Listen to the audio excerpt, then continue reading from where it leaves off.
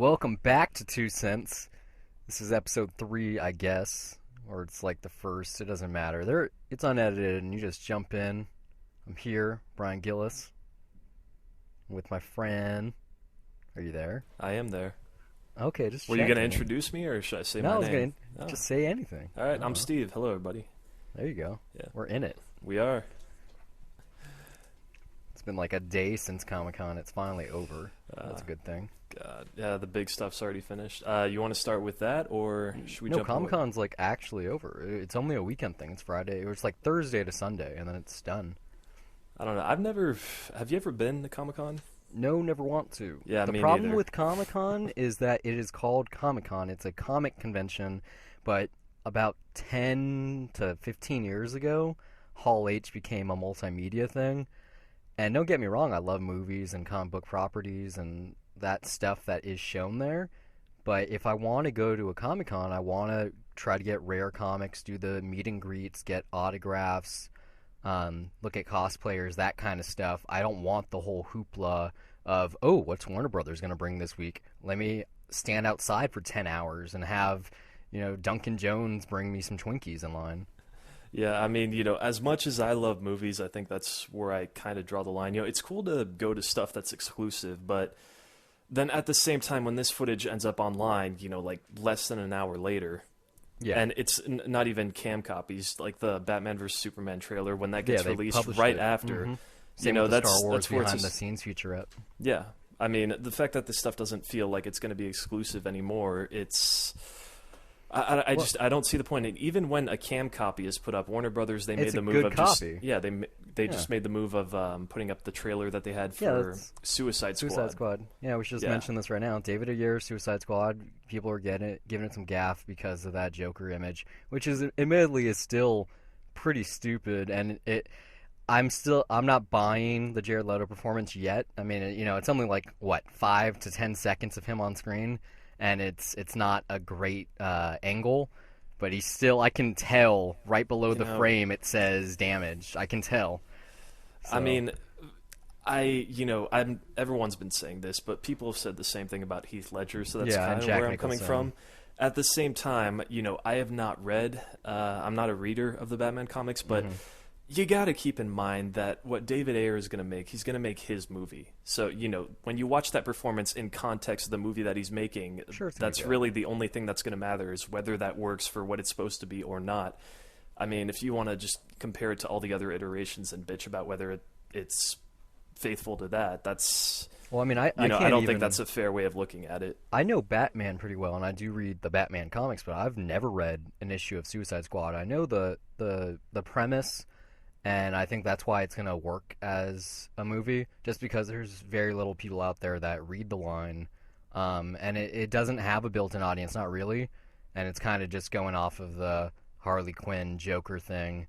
Even like Killer Croc, he's a pretty minor villain, and whoever else, Enchantress, whatever. It's just, I think it's interesting that it falls between Man of Steel and Batman Superman. It's supposed to take place before, or in between, rather. Right, for Justice League? No, Oh, it's in between, Batman versus it's Superman. it's either between or before Man of Steel. And even in the Batman versus Superman trailer, you see the bat suit with, I'm guessing that's some that Joker wrote on there. It says ha ha ha or something. Did you see? Yeah, something or like you that, watched the trailer, right? Yeah. Yeah. Which I try to avoid trailers, but... But you can't not watch certain ones. I was going to avoid it for Batman versus Superman for... the main reason is this goes way back to 2 years ago when they announced it. I was just groaning because I'm thinking, I don't need another Batman iteration so soon after the last one. Let this decade pass, wait for the culture to evolve a little bit so that till we get a new Batman. But, okay, if they're going to do it this way, I can get behind it. And I love the fact that in the first teaser that they had that basically justified all my problems with that final fight in Man of Steel. Uh-huh. And I love Man of Steel. To me, that's a near perfect movie except for that fight. And even this new trailer, that just those small moments where Bruce Wayne's just outside watching the laser eyes go through that building, that completely justifies that fight for me now. And I'm like, okay, He's voicing your concerns. Man of Steel's kind of becoming a perfect movie now just for that. That immediately makes that fight justifiable for me. But I didn't. As I long have a as problem. Mhm. as long as Batman versus Superman turns out to be good, that is. But I mean, I just can't. It's the same thing with when the teaser trailer came out. I'm interested when the first minute's happening, and then The Batman more shows you up, and it's see, not that he's necessarily bad. It's just then I'm just kind of turned off, and I just don't feel that into it. And it also doesn't help that this is coming out so close after Star Wars. It just keeps getting me excited again and again. yeah, it's gonna be a weird. Like we've already mentioned this before. Summer starting in March next year, or I mean, you could say February with Deadpool, I which mean, apparently was the big hit at Comic-Con, and like the trailer got a standing ovation. I don't know if they actually showed it again, but the crowd wanted an they encore. played it again on my Twitter Or they feed. It they said they played it played it again. again. Yeah. Very cool. So I mean, because I mean, did you see the test footage for Deadpool? No, I did not. You should. It's pretty good. It's basically it's a step beyond a teaser trailer. Like it is a complete scene, but really funny. And I'm pretty sure that the same kind of dialogue and angle and humors in what you saw at Comic-Con. We're gonna see that in about 2.5 to 3 weeks. As apparently the CGI effects weren't 100% rendered, and they don't want it to be half-assed. Because if you're already a big fan of the character, then you're gonna take that with a grain of salt and not be judging it 100%. Whereas the world at large might be a little less understanding. What I'm surprised by is that that's the one movie so far, that and Warcraft, where, as Mm-hmm. far as what I know, nothing's been leaked out yet. Yeah, because I mean, Yeah, a bunch of stuff's getting leaked. Even I won't be surprised if we get a official trailer put out for X-Men Apocalypse pretty soon, because that got leaked as well. I I mean, don't this is know. just it's interesting how they're I don't know what this means for what they plan on showing at next year's Comic-Con convention, or if they're just not even going to bother trying to fight these cam copies and release the footage right afterwards, or I would live do it stream the immediately. entire event. Yeah, because I I mean, mean, especially with Meerkat and Periscope, when you have live streaming instead of cam copies, it's hard to combat something like that. It was a big thing during the Manny Pacquiao fight versus Mayweather, Mayweather, yeah. Like it was a big deal. I watched some of the fight on Periscope. You can't really have a policing agency to take that stuff down because it can go up instantaneously. I And mean, I'm sure someone did it just in the same way that they got the Suicide Squad footage up because they had really good seats. They were probably like in the second and third row. It looked like. yeah, the camera was still. I mean, I'm really curious how. I mean, not just studios, how people are going to go against that stuff in the future, or even if they don't, then what does that mean for events like Comic-Con? And I get it, it's not all about, for the people that truly love it, it's not just about the movies that show up there. They go because they love the con, they love being there. But if you can't keep stuff like that exclusive anymore, then how many more people are going to show up? I Yeah. mean, Comic-Con keeps Especially, getting bigger there's and bigger. more. This might be why we start seeing a decline in attendance, because people are just not going to bother seeing exclusive stuff if it shows up online afterwards. There's so many cons. Like we have WonderCon in LA. It's actually moving to the LA Convention Center next year. Long Beach actually has a Comic Con. New York Comic Con. Like any major city has its own con. I mean, it's obviously not San Diego. It's not a worldwide event where the major studios go, but that's all because of the distance from the studios themselves. But yeah, you made a good point about Warcraft. Like no one knows anything about it. There's the VR thing that you can do if you have some kind of VR device such as Google Cardboard, or I'm sure Samsung, or if you have like the Oculus Rift. But other than that, like there's been nothing. Just these rendered images, which is really interesting, especially for a tentpole.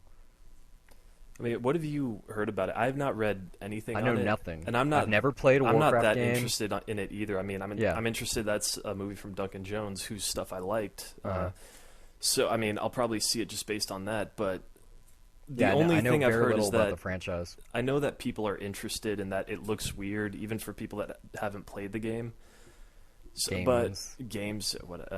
Because there's 3 games on this World of Warcraft, which is like the biggest MMO on the planet. So I mean, I guess really not much to talk about there. We'll see what happens. yeah, They'll as I mean probably- that's kind of outside this category. It's a video game adaptation, and there hasn't been a major one in a good amount of time, and especially one with like Legendary producing it or something of that size. Like the only ones that we've had over the last decade are really UE Bowl or the Resident Evil movies. We so. also have the Hitman reboot coming out later this year. There's a lot of stuff coming out. Or do you just mean video game adaptations that we hope are going to be good? That too. Yeah. But even video game adaptations, period, like they're not as hot as they used to be, or they're direct to video, or they're small market. Like the Dead Rising movie was on Crackle, you know. So I think it's kind of settled down because people are aware that video games kind of are their own medium. You don't need an adaptation necessarily. Yeah. Hey, Speaking of which, I'm still excited for the Uncharted movie, if that's a thing, because the director jumped off of that not too long ago. So yeah, I've only played like a little bit of Uncharted, but that should basically be an Indiana Jones movie, right? Yeah, it is. More or less, like the first adaptation was gonna, if you can believe this, it was gonna be like Mark Wahlberg as Nathan Drake, and then it was gonna have Robert De Niro and Joe Pesci as kind of like brothers who are his uncle or something like that, and they're in the mafia. I don't know. And then David O. Russell was going to write and direct. But this was a long time ago now. This is like 3-4 years ago. Yeah. Yeah. I mean, and that sounds awesome. It sounds awesome. Yeah. And I was like, that's not exactly the source material, but I don't have a problem with that because regardless of how good it is, even if it's like, okay, wish list here, like Chris Pratt as the character and like Steven Spielberg by some chance directing it, even though it's like a riff on Indiana Jones, it still wouldn't be as good as the source material just because you can't make, hour-long action set pieces in a movie. That's just not possible. Armageddon. What? Kind of. I don't know. Not really. If you said Transformers 3, I would have said maybe.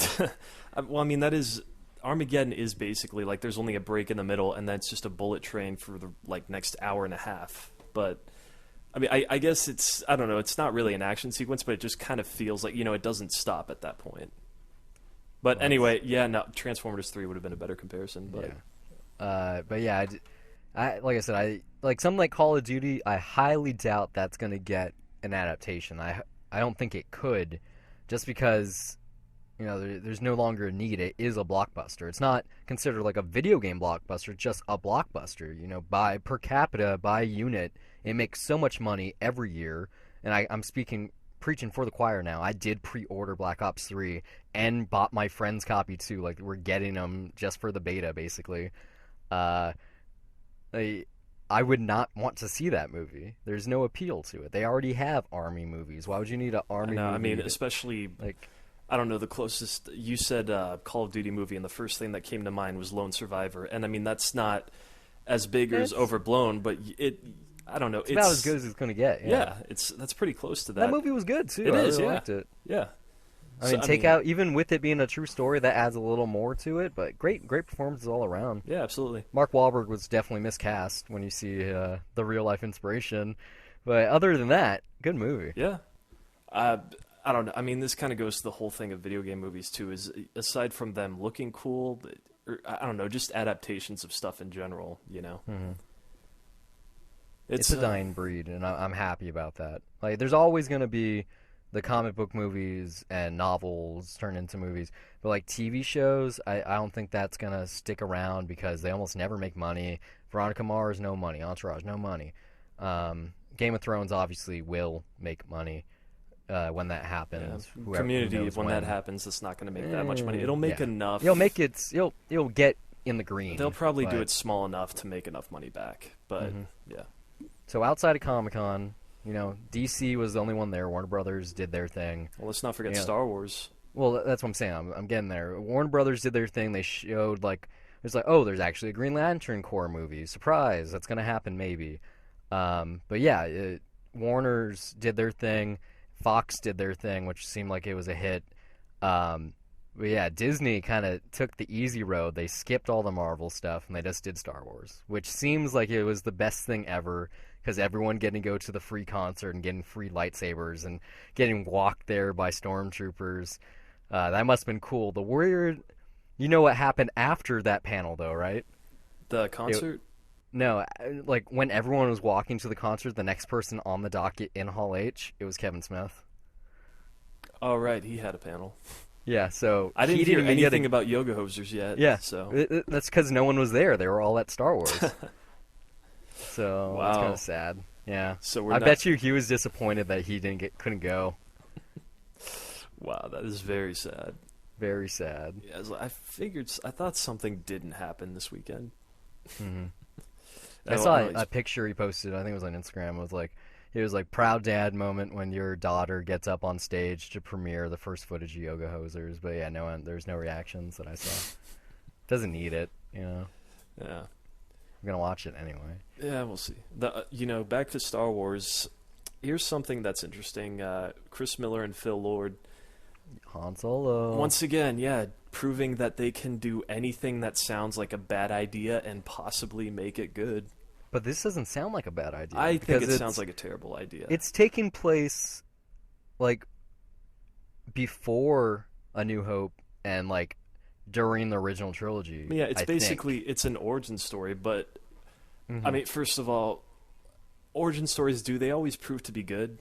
No. I mean, usually yeah, suck. first one that's coming to mind is X-Men Origins Wolverine. Yeah, that, again, crappy example.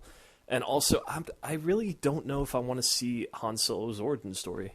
I do. I wanted to know. Well, like I've already read this. It's stuff probably on, in a on comic somewhere, but Wikipedia. I Oh don't no, it's not a think I comic. need- yeah. It's in a novel. It's in the expanded universe. I like don't need to know it, though. if you go on Wikipedia, which is the Star Wars Wikipedia, you can read anything you want. It's not canon, like the way that, especially since Lucasfilm became part of the Disney Empire, it's kind of changed the way it works. But basically, up until that point, anything that was fan fiction was kind of included in the expanded universe. Like it was legitimate, which included, video games, comics, novelizations, anything really. So yeah, I've kind of read how Chewbacca met Han Solo and that kind of stuff, and it was good. So I don't know if that's the angle they're going to go for the movie. What I hope happens is it begins with a framing story where Han's telling his kid or kids who we're going to meet in Episode 7 about how he became a swashbuckler. I hope that happens. That has to happen. That being fun. I mean, Yeah. I'm sure it'll be good. Those guys have yet to disappoint. Yeah, even 22 Jump Street, which wasn't great, even that was fun. Yeah. Have you watched Last Man on Earth yet? I think I asked you about this before. No, I have not. You need to see it. It's a short show. The first season, I think, is maybe 8 episodes. It's, oh man. Is that on Amazon? No. It should be coming somewhere soon. It was on Fox. It's not on any streaming yet. It might be on Hulu still. I doubt it. But season 2 is going to start soon. Great cast, really funny. Chris Miller, Philip Lord, really interesting. They worked on some stuff, or they're managing the They're show? They're running the the show? showrunners. Yeah, Wow. they created it, showrunners. I think they directed the pilot, wrote the pilot. Those guys really keep busy, too. I mean, Oh, they're yeah. able to put Lego Movie and 22 Jump Street out in the same year. Same year, plus Yeah. they did the first Cloudy movie. They're doing an animated Spider-Man, and now they got another they're Star doing Wars movie. Yeah. and they're doing Lego Batman. Are they directing that, or are they just producing that? I think they're producing it. I'm pretty sure they're writing the Lego movie sequel. Oh yeah, Lots of stuff. The only thing of theirs that I haven't seen is Clone Wars, which was their first thing on MTV. I just never saw it. What I've seen of it, like I remember flipping channels and seeing it when I was younger. It seemed pretty interesting. It was like the title says, a lot of clones of historically accurate figures, George Washington, Abraham Lincoln, whatever. They're high school age, and it's their interactions. Oh, you're talking about Clone High? Yeah, Clone High as the first show. Yeah, no, I know I need to see that. Yeah, still haven't. Yeah, you said Clone Wars, that's why I was Did I say confused Clone for a Wars? second. You did. Yeah, they didn't do that. That's not bad. Either, I was though. thinking of the Gendy Tartovsky thing on Cartoon Network, but They did. I've seen that. Clone High. That's I know what I need to see that. It's interesting. So what else happened at Comic-Con? Not much. Fox did their panel where Channing Tatum was on stage, and they had that big superhero get-together. It was like Gambit, Deadpool, Fantastic Four, X-Men, Stanley. Not comic related at all, but Tarantino showed footage of Hateful Eight. Did he actually show footage? He did. He showed stuff on 70mm as well. Well, it's only going to be on 70, so. Yeah, well, now they'll have a roadshow. DCP version of it afterwards. Will they? They probably will. Yeah, Probably after the initial tour. Yeah, I mean, because Well, why wouldn't you? They're spending a lot of money on there. It's not like you can make all that budget back on. I know you're Just, leaving. You're traveling. You're moving to Texas soon. Hopefully, yeah. Are you going to come back to see it at the New Beverly? Because it's going to play there. Well, It's probably going to be the premiere. If I went and saw it in LA, I wouldn't be seeing it at the New Beverly. I'd probably try to go see it at the Cinerama Dome. That makes sense. Bigger screen. Yeah, and they have 70 millimeter capability there. So why wouldn't I see it there? I mean, that screen is like that screen's made for that movie. Not Anything really. It's actually not made for 70. It's made for Cinerama. Cinerama. Hey, but they're shooting on. I think the lenses for Ben-Hur, those are also CinemaScope lenses. Not sure. Did you hear about that? They're shooting with the actual lenses that they shot Ben-Hur with. No, I'm not big on I love movies, but I'm not a cinephile. That's a great one to check out. If you ever see that playing at a revival house somewhere, that's worth checking out. I mean, they usually play it in Hollywood like once a year, either at the Egyptian or the ArcLight or somewhere around there. Yeah, dude, if you want to see that movie, see it on a big screen because it's great. It's a classic for a reason. It's one of the final spectacles before TV came out. So yeah, maybe I have a feeling that Gambit is going to be in the X-Men Apocalypse movie for no other reason than Bryan Singer posted an Instagram picture with Channing Tatum today. Yeah, it was on Twitter and Instagram, and he said, "I've always wanted to work with this guy with a winky face." At the very least, there will be a post-credit scene. Yeah, which makes sense because Gambit's coming out early next year, I believe. I think it's October, actually. Is it October? Yeah, Deadpool's the one that comes out early. Yeah, I know. They could do both. I mean, I'm pretty sure Fox has like 4. It's either 3 or 4 of their comic movies next year. It's for sure Deadpool, Gambit. Apocalypse. I'm pretty sure it's Apocalypse, and they might have a surprise. I don't know. We're gonna have to look at the release calendar. Because they have that 2017 to be announced movie, which most people think is a Fantastic Four, X-Men team up type thing, or we'll see what battle happens movie there too. Because I guess they're not bringing Josh Trank back after all the rumored crap that's been happening on that film. Yeah, he's supposed to be toxic to work with. Well, I still want the movie to be good. I mean, that's the only hope of his career. What did he say right before? He had an interview, and right before his panel, he said something like, "I've avoided Comic-Con basically since I was a kid because it's a bunch of overhyped Hollywood types or something." And he comes with his $100+ million movie. Huh. Yeah. That's a dick thing to do. It's a dick thing to do, yeah. So, you made one movie that was okay. I love that movie. I thought it was the best found footage. It's a really good movie. Yeah, that's the best found It's the footage best movie found. ever. Yeah, it's the best one I've seen. Told you, fireworks. But other than that, I don't know the story. There's too many holes, and they're definitely not making a sequel now because Max Landis said that they didn't want his script, and then they kind of abandoned the project, which is sad. Yeah, Especially, was that a Fox movie? It was. I want to say it was. Yeah, it was. Yeah, so Fox could incorporate it into their Marvel stuff. I'm sure Marvel would have to give the go ahead for that. Yeah, I mean, I don't know. I couldn't see that universe. Well, I wouldn't want to see that universe connected with Chronicle. I mean, that's.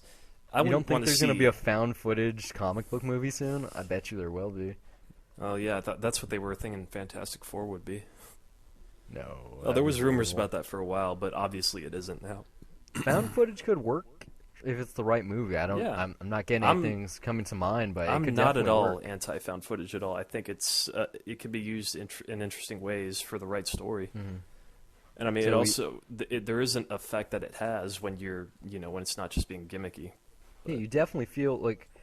I know you haven't seen it, and you should see it soon. Cannibal Holocaust, because the film isn't a found footage film. It just has found footage elements. I'd say about 35 to 40% of the movie is found footage, and it's very aware of the fact. It's like, let's watch the footage that they had. And is that close to something like District 9? No, more that's more of a documentary style with narrative elements. It's more of documentary style, yeah. You didn't Cannibal see Holocaust, Sinister, huh? No, I still haven't seen that. No. I might add that to my Halloween watch this year. I'm watching Unfriended for sure because it's coming out on home video. I believe August 9th. You got It Follows on there, right? Yeah, It Follows, Babadook. I want to see that. Tenebrae, lots of interesting stuff. Some Hitchcock, Giallo, some interesting foreign stuff. I'm gonna do the Christopher Lee Dracula movie because he just passed. Guys, so yeah. So you mentioned the 70 millimeter and the footage, but you forgot to say the more interesting thing that Ennio Morricone is coming back to to actually score a western for the first which time, is like, in, like, 30 crazy. years. I Yeah. mean, not to sound insensitive, but honestly, I kind of assumed he was dead. No, he's still alive. I mean, no, Him and his son. like I figured all those people were dead, but no, he's still around. This is his first score in 40 years, I think. No, no, I think it's his first western in 40 Western in years. 40 He's years? done other stuff, as he worked on Cinema Paradiso and some other stuff. Yeah, no, I heard Along for the the way, clip they with used Italian filmmakers. it was a lot of stuff from John Carpenter's The Thing that they used when they showed stuff for Hateful Oh, Eight. that's That cool. yeah, it wasn't original, but apparently it really works. So I mean, that's just one of the. I trying still to think think that's of one of what- the best yeah. horror scores out there. well, that's It's one of not the best scores iconic. ever. Yeah, it's not iconic like Halloween or I don't know, like thinking of something else. I think That's it the makes only a thing that's bigger coming to mind. impression than Halloween Oh yeah, for me personally. Yeah. it's haunting. So just imagine what that looks like on a western. I can't wait. I need to rewatch The Thing. Someone asked me just last night, actually, what's a good horror movie that, and I was like, The Thing. That was the first thing that came to mind. Because the reason I haven't seen it in a long time, because I'm waiting to the point where I haven't seen it so long that the mystery of who the alien is still gonna surprise me. All right. Well, good luck to you on that. It's possible I haven't seen it in like 5 years, I believe. I or was it thinking less? of just stuff that I was going to geek out on just now, but now I can't say anything. Ooh. No, man, it's a great movie, man. I hope you really enjoy rewatching it. Yeah. Yeah, but speaking of horror, you say that you're not big into horror at all. I Yet you're don't- really I don't watch it often. you don't watch it a lot, but you're a pretty big fan of Evil Dead, I assume, are you not? Yeah. Oh yeah. I love this trailer. The Ash vs. Evil Dead Stars original show. It looks like a perfect mashup in terms of tone between Army of Darkness and Evil Dead 2, because it has the gore and it has the slapstick and it has the funny, and it's all in like a 4-minute package. It looks so good. I don't know. I mean, I loved everything about it except the name of the store isn't S-Mart, it's something else, which they could just easily write into the script, so S-Mart went out of business and I didn't go anywhere. Something like that. It's almost like every iteration with Ash and Evil Dead just takes place in a different parallel universe. Yeah, I they've mean, kind of because spoken about that like, before. yeah, 1 and 2, it's obviously completely different. And then the backstory for this one is that he went out to the cabin with friends. It wasn't with just his girlfriend. So I don't know. What? You know, We're talking about the original story. It was his friends. yeah, It no, was no, him and plus yeah, no. four But I friends. assume that the continuity for 3 was following 2. That's how I 100% assumed it is, went. yeah. At the Yeah, end and- of the two, and then the second one, he gets pulled into the portal, and the first Yeah. one begins with like the what happened last time, and then he lands with the Oldsmobile in the past. No, I mean, what I'm saying though is, I guess I just assumed that they were just following the continuity of the second the whole time. That's what I thought that Maybe. was. Like they were kind of ignoring the first one in a real way, not sort It's of kind of what like it well, was the a second reboot. one is. It's a remake with a bigger budget, so they kind of fix things. Yeah, I mean, there's Among no which the tone. there's no major. They don't really have much continuity, but it's still a fun series. Yeah, I mean, I think it's one of those really interesting things where the first Evil Dead is the better movie, but the second one is just fun. Like it, I think it's a good forebearer for like the Scream movies, where it's able to balance that humor and self-referentiality with the real good gore that's actually scary. Because it's hard to kind of do that, to balance those two. And the first one doesn't. It's almost not funny at all. Just a very eerie movie. No. And then the second one, from the chainsaw arm to calling the shotgun a boomstick to just everything in the second one. I mean, it's not just the second one's not funny. It's also really intense, though. There's a lot of very Yeah. like I remember being It's a very I like the bipolar first movie. one, but I remember being much more impressed by the second one. Just little stuff like the point of view chainsaw cam, just chasing him around the house, stuff like that. The second one was more of a fun experience for me, but it was also like I was much more hooked into that than I was with the first one. I have not seen those movies in a long time, though. I've only seen them once when I had pneumonia, so I was on bed rest just watching a bunch of stuff for a while. So Yeah, I I don't need know. to Could have buy been the. cough syrup, but Have you seen the Necronomicon special edition DVDs? I don't know. I got them from It Netflix DVDs back in Oh the day, no, though. So it comes I know that in the like cover a is rubber like, neck. yeah, Well, it depends on what cover, but you can get a special edition one that's kind of it's out of print. You can get it at certain places. There's a ton of money on Amazon, but it is a rubber version of the Necronomicon with like real pages that you can flip at the end, like has the DVDs in it. I need that to happen on Blu-ray so I can actually make it worth the money. Yeah, but this Star show, it's premiering on Halloween. It's gonna be awesome. all right. It's better, you know. I'm happy that Sam Raimi didn't do something like Spider-Man 7 instead. Well, I guess that about covers it for film news, or is there something else you want to add? No, I can't. I mean, I can't really think of anything. It was a pretty slow week. Everything was gearing Just up towards waiting for the Comic-Con. con. Yeah. What have you? Yeah. So what have you been ingesting this week? Not much. Not anything new. I've been playing more Arkham Knight. I mentioned earlier, play Call of Duty, so I pre-ordered the new one. That's why we missed out on last night. Yeah, but I mean, whatever. You gotta Yeah, play whatever. sometimes. You gotta shoot some people sometimes. But yeah, but besides those two, like I've been kind of listening to the same. Oh, that's something I've been doing. I've been re-listening to all the Block Party albums. Band I was really into in high school because I'm going to see them next month. But other than that, nothing. I was gonna catch up on True Detective last night. Didn't happen, so I'm gonna probably do that tonight. I got That's 3 what, like episodes to 4 watch. episodes in.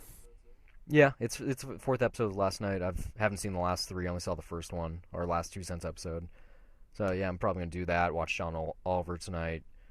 Oh who yeah, knows I gotta what else. catch up on that. Yeah, well, that's kind of interesting though. That's one of those shows that you can't really catch up on because it. No, I mean like, is I a missed week. it though. I have to. I gotta Oh, you really mean catch last up on night? last night. Yeah. Yeah. Because I've tried. Like I skipped a couple of weeks once, and I went back and tried to watch it. I turned it off. I was like, well, I already know this happened. Everyone talked about it. Yeah, I mean, well, you can't with shows that are supposed to be informative like that. I mean, I know it's a Yeah. comedy show, but I mean, let's face it, most of It's us are getting our information from that. exact. Well, Yeah. yeah. That's why I like the newsroom. It had a similar angle because I don't. I follow a lot of things on Twitter, but it's mostly media or news, and I don't follow global news. So I don't follow CNN or whatever, Al Jazeera or anything like that. No. So when I watched the newsroom, when they would do those episodes on anything like the Arab Spring or anything like that, I would be informed of like, oh wow, that happened. That's how that happened. And a friend of mine, he like gave me shit about it all the time. He's like, how don't you know this? I'm like, it's a good thing that I don't know this because now I'm enjoying the show. Man, so you're gonna be educated about Benghazi through Michael Bay? Is that how that's gonna happen? Yeah. Well, actually, there was a Benghazi episode on the newsroom, but yeah, Yeah. probably learn a little bit more. Yeah. Yeah. I mean, I've it's also been. I read the most recent issue of American Vampire yesterday, which is pretty good. Scott Snyder. It's one of his books. He's on a lot of them. He writes Batman currently. He writes American Vampire. He also has this comic called Witches and a couple other things. Great writer. Yeah, but what else have you been ingesting? What have well, you I've been filling your gut with? I've been watching quite a few things. I mean, first of all, I just got in that mood and I rewatched Interstellar, which I gotta say, like, it's just nice to. I realized it's nice to watch that movie without all the crazy hype surrounding it for That goes for any movie. really stupid reasons, though. I mean, first of all, it's a Christopher Nolan movie, and he's basically held up at like this among cinephiles is just like this very weird, almost godlike stature of if he's got a movie out, then you just kind And of his next hype one's crazy already over getting it. hyped. Seriously, I mean that was news. What was the news? The He fact has that a he first finished draft a in- draft. Yeah, a is draft. news. It's like which a is like Christopher Nolan movie's 2 coming. years from release. I mean, at least. So yeah, that's gonna get hyped to shit no matter what, and it's kind of unfortunate because with Interstellar it's hard to get an honest opinion out there when people are going to hype it to Best death. movie and ever. Then, that Saw there's IMAX people that are going to twice. walk out of there saying it was amazing, and then there's some that are just going to nitpick it just because hate watching's the thing, and some people like doing that. And I mean, rewatching it, just I still love the movie. Visually, I don't I'm feel sure it stands up really well. yeah, I don't feel it's the classic on like 2001 was, like some people were expecting, which I think is really it's think it's ridiculous to better hype than it up that 2001. much. It's different from 2001. I love them both I- for different reasons, but I'm at a point in my life where I know. First off, I never really liked 2001, but I know that is only considered a classic for 2 things. One, the impossibly cool camera work that's done, especially with like the walking on the ceiling and things of that nature, and the how like it's the first time that a villain was a robot. Really. I mean, I So think those two things are what makes it special, and the score. And other than that, I don't know. I kind of love them both for similar reasons. I mean, first off, I love the journey that they both take you on just into deep space. But then again, I'm sort of a sucker for stories that are about that. I love the spectacle and the experience for both. There's the effects work that they do, which are both just incredible. Especially for Interstellar, I mean, even the CGI work that's in there, I really, love because there is the a blend of robots. both that they have, yeah, Uh-huh. and it's really nice. There's also a nice 2001 joke within Interstellar about an airlock. Yeah, I suppose for Interstellar though, it has a bigger emotional impact. Because it has a somewhat linear story, whereas Yeah, 2001, even like the last 10 minutes, unless you've seen it 100 times, you don't understand it. So, and then even still, I mean, I would say, although 2001, I guess, it's more intellectually appealing, and Interstellar gets you in a more emotional way at the end. hmm But I mean, I still love the movie. I was bound to love it from the moment that first teaser came out, and there's that entire monologue about how we stopped going to space and we stopped pushing forward. And I mean, right then and there, that's something I personally deep down believe in. Of why are we not pushing forward? Why are we, complaining about all these other issues, which I don't want to get into right now. But anyway, yeah. So I mean, I don't think that the movie's going to be a big classic for years to come. But now might that be. we're, I don't know. it'll definitely be appreciated. I hope by most people. I hope anyway. And if it inspires people to want to become astronauts, then hey, that's nothing but a good thing. Does it do that? I'm guessing it does, because as far as I know, all IMAX home releases do it, where it does the switch in aspect ratio while you're watching. The Blu-ray. Yeah, Yeah, yeah, absolutely. yeah, I hate that. I don't. I mean, for Interstellar, it does it so much that you just kind of get used to it. And hmm I mean, that's not. It really wasn't a movie that had sequences planned specifically for IMAX. No, it was just kind of abused, Yeah, especially like the first like 20 minutes where it wasn't even necessary, but it looked pretty. yeah, but I mean, I don't know. I don't really have a problem with that. It never bothered me. I'm kind of bummed that for Mission Impossible they didn't do that on Blu-ray, but at No. the same time, they don't have the How much of ratio Ghost switching. Protocol was even in IMAX though? Like Uh, 25 minutes, right? It was like just like the final big action sequence. like 4 or 5 major sequences plus the one on the building, obviously. Yeah, the building I meant. Yeah. Yeah. But I mean, then again, it's best that that's not on home video because I'll never get that experience outside of that IMAX screen. Isn't Ghost Protocol like not Ghost Protocol, Rogue Nation a lot? Isn't it? Like I want to say something like 40% of it shot in IMAX. The one coming out, no. Yeah, then No, the it's month, it's yeah. not even shot in IMAX. Oh, it's just being released on IMAX. Yeah, just being released. That's disappointing. Yeah. Well, I'm I still mean, gonna see it in the IMAX, but now at least I know that now. hey, well, watching Tom Cruise hang off a jet while it's taking off, that's still going to be incredible to look at. Especially when you regardless. know that's not CGI. Did you see the featurette on that? No, I haven't seen. I know he's like shitting bricks. I'm gonna wait to see it until I've seen the movie. Yeah, don't Same thing goes watch it. for Ant-Man. I found this article. I think Slash Film published it where Peyton Reed saying how much of the story was already Edward Wright's. I'm not gonna read Oh yeah, that I until read I see that. the movie. Sadly, I shouldn't have, but Yeah, obviously, because I'm sure it's pretty spoilerific. Like, oh, this scene where this happens, and things of that nature. anyway, so yeah, Interstellar, still a great movie, and the Blu-ray looks beautiful. Also, I caught up on Book of Life, which came out last year. This is the animated movie directed by Jorge Gutierrez, and it's produced by Yeah, Guillermo del Toro. Did you see my review for that? I know that you did. Uh-huh. What did you think of it? I liked it. I thought I read your review. I agreed on almost everything.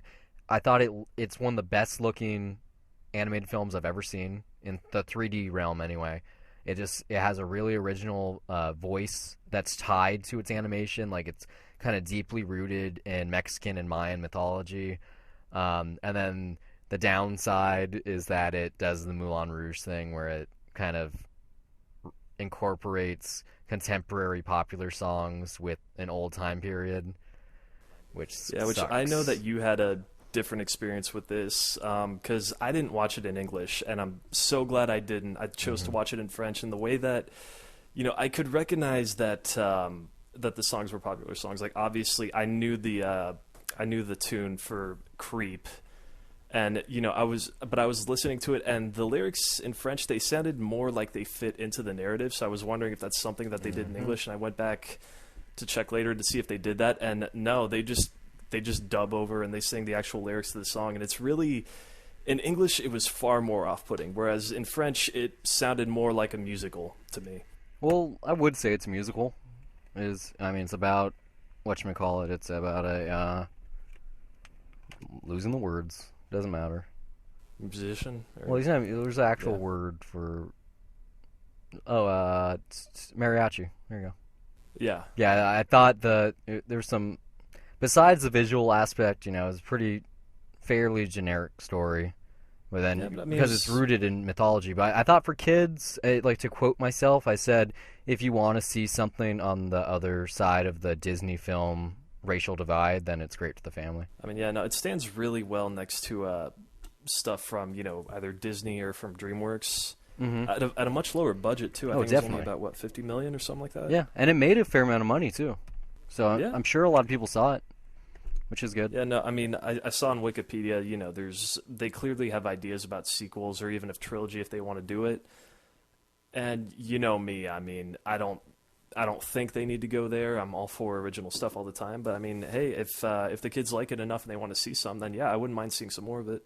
It was fun because I was playing this game called Guacamelee at the time, and it has a similar world, except instead of mariachis, it's lucha libres.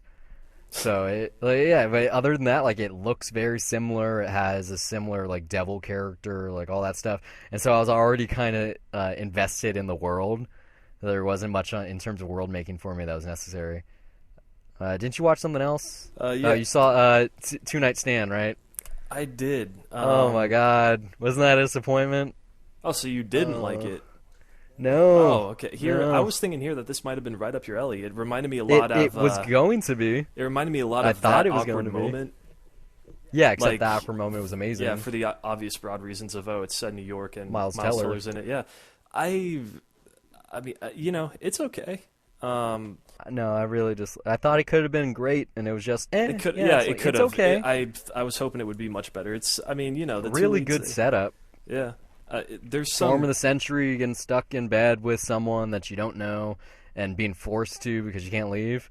I think it would have been a great play, but on the screen, for some reason, even with Miles Teller, I wanted to get out. I didn't want to keep watching. I mean, at 80 minutes, the best way I could describe it is it's a decent airplane movie. I mean, I didn't feel like I wanted to get out right away. I just felt like, okay, I was there. I got 80 minutes to kill.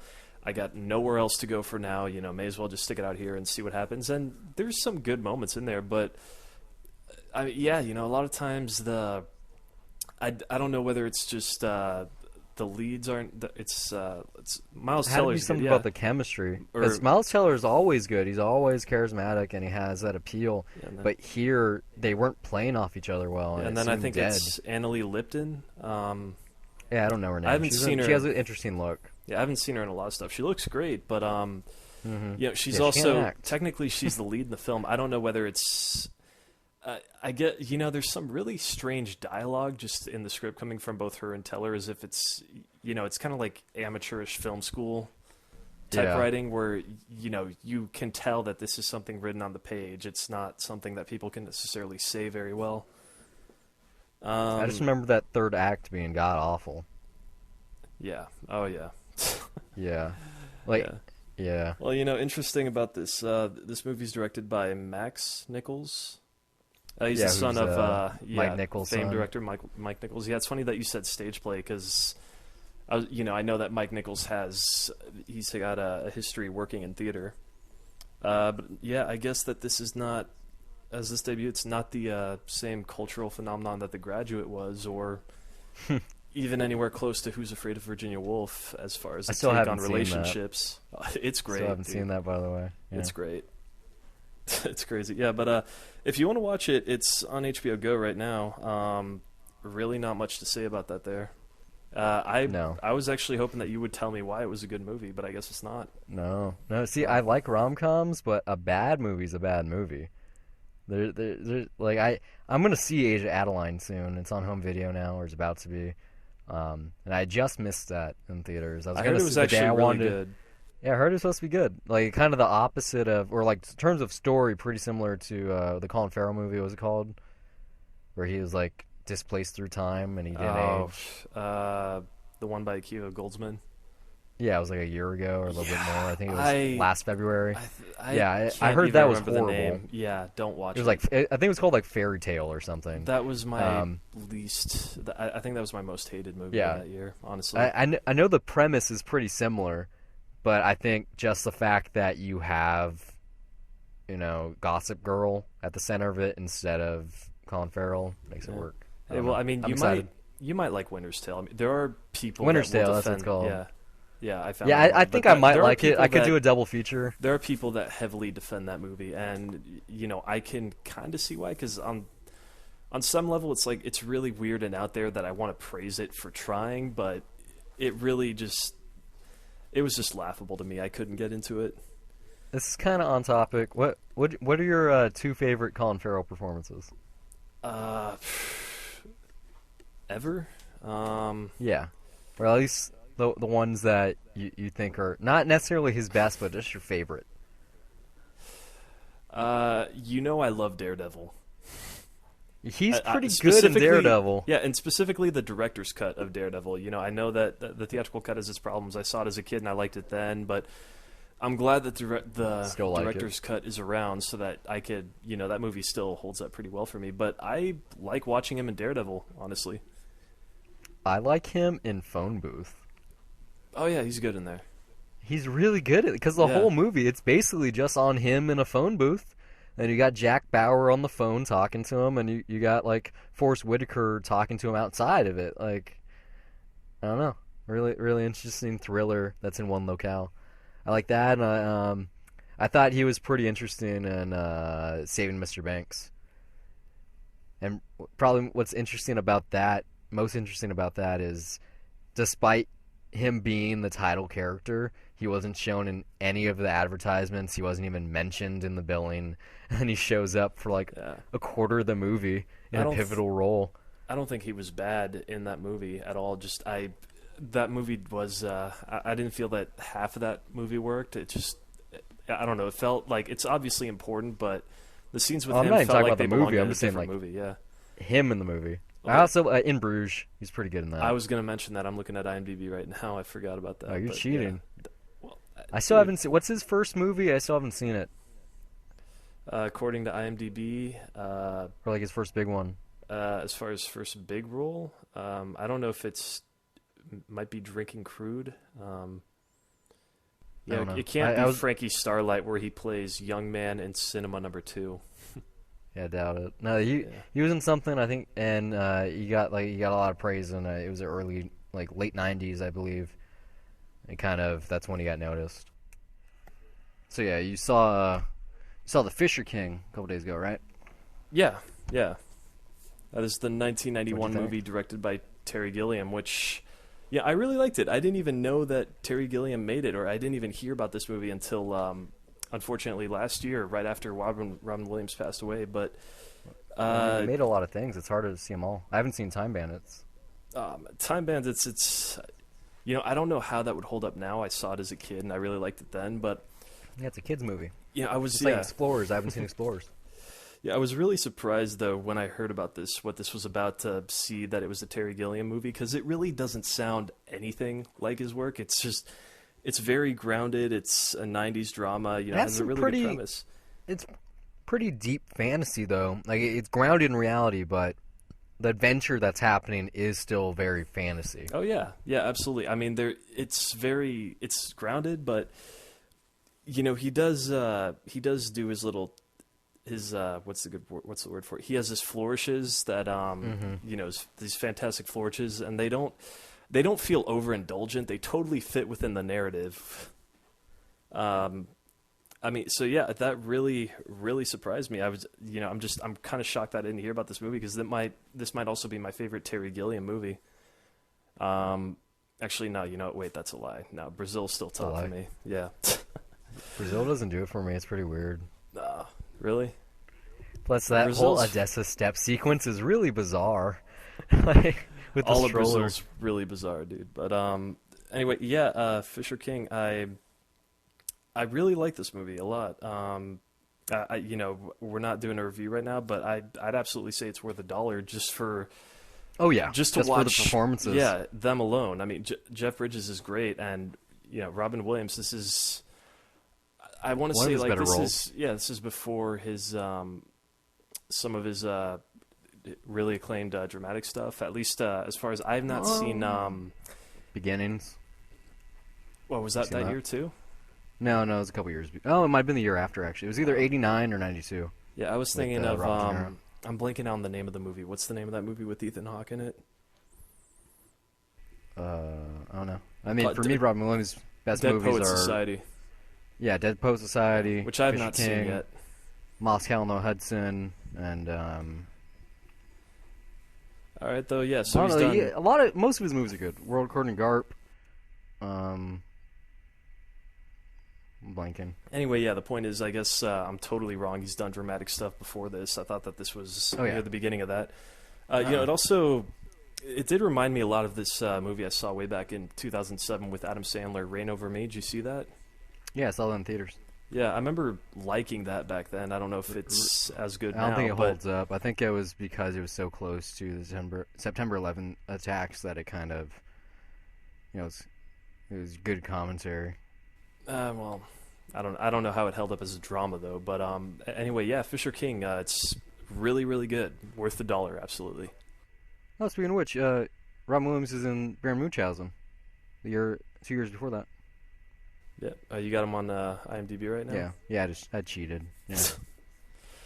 Dude, how could you? How you have the internet in front of you? How can you not use it? You know. Because I don't know. I try not to when I don't need to. Like, this is a very trivial thing, and I'm not even going to try to do it because I'm out of practice. But I used to be able to, I probably still can, recite every Best Picture winner from now until, like, 60, what was it? Like, 65, I want to say. All right, go ahead and try. I'm not going to try to do it No. because I'm going to be wrong. If number one's going to take too long and no one cares. I can probably do it from like 2000 to now, but The reason even I then it's did it, the reason I learned was, like, I got in a conversation with someone. They were like, "Oh, that won Best Picture." I was like, "No, it didn't." And just that kind of moment, number one, like, now I don't care because something winning Best Picture doesn't mean it means it's good. But I thought, I was like, that's a good parlor trick, like, you're at a party, you go, oh, I bet you I can, or whatever, and I have done it once or twice, and it is pretty interesting, the reactions I get. I don't think it translates well over audio. there's nothing really at stake. You still use that What? talent of naming all the Best Picture winners? Like I said, I'm out of practice. I haven't done it in a long time. Not since school. Yeah, probably, yeah. But it'd be, like, fun, like, drinking with someone, and you're like, oh, just go, or, like, a family member. Like, I couldn't even do, like, the last three right now. I can't. I'm drawing a blank on what won Best Picture this past year. To be honest. Man. 12 Yeah, years. No. But before, that was 2 years ago. Or are you talking about last year? I'm totally. Yeah, see, it was I can't do Birdman. Birdman. Yeah. Oh yeah, Birdman. Yeah. See, like, I haven't. That's how long ago. Like, when I first started doing it, The Hurt Locker was number one. Even I've already forgotten that movie. Yeah. Should I try? No, I'm not gonna try. I'll try doing it after the episode's over. All right. I don't Well, want yeah. to embarrass myself on record. We're coming up on an hour now. We don't have any email this week, do we? No, sadly. We do have some news, though. Personal news. We are available in our new published format on iTunes. You can find us dollar reviews. We're also on TuneIn. We can provide you with a link. Regular RSS through FeedBurner. Link for that. Obviously, SoundCloud and YouTube. We have a Facebook page, Twitter page. We're working on things here. We're trying to get out there more so. So stay tuned. And if you like the show and you want to pass it along, by all means, recommend us to anyone that you can. If you see our stuff on Facebook or on Twitter, then just share it. By all means, spam the shit out of everyone that you know. Am I right? Yeah, that'd be perfect. Yeah. No, you don't have to go that far, but hey, pass the word along if you like us and you think we're worth listening to. Then share us with some people. Or you can just join the party and be the 557th listener to our Magic Mike XXL review. It's really weird that that many people are interested in what we have to say, and yet no one says anything back. Yeah, it's crazy. So, thanks for listening if you did.